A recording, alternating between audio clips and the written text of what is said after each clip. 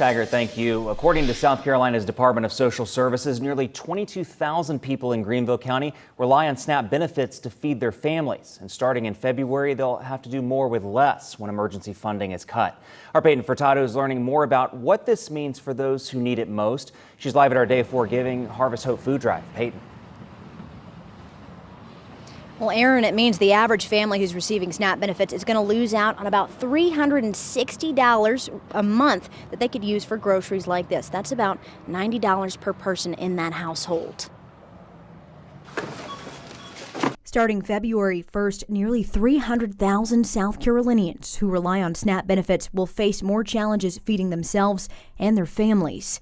According to Chad Scott with Harvest Hope Food Bank, SNAP benefits are a lot like food stamps and were in high demand during the pandemic. SNAP benefits have been maximized by the federal government since COVID started.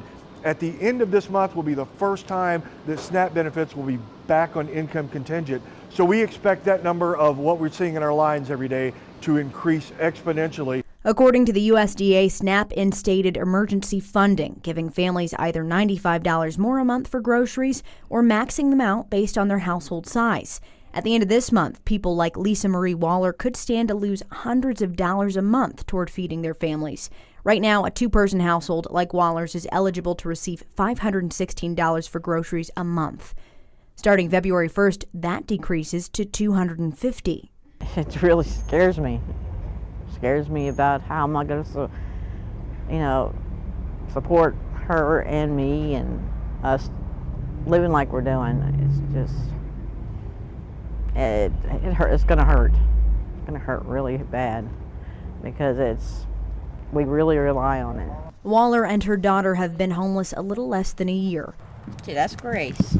When these changes go through, she'll have to decide between buying blankets and buying food in the dead of winter.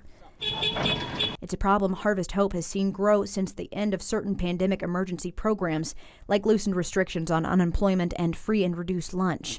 They're preparing for a 30% increase in need starting in February. All of those things have taken a toll, and we're now seeing numbers that are well above what we saw during the height of the pandemic because of the end of all the subsidies that were out there.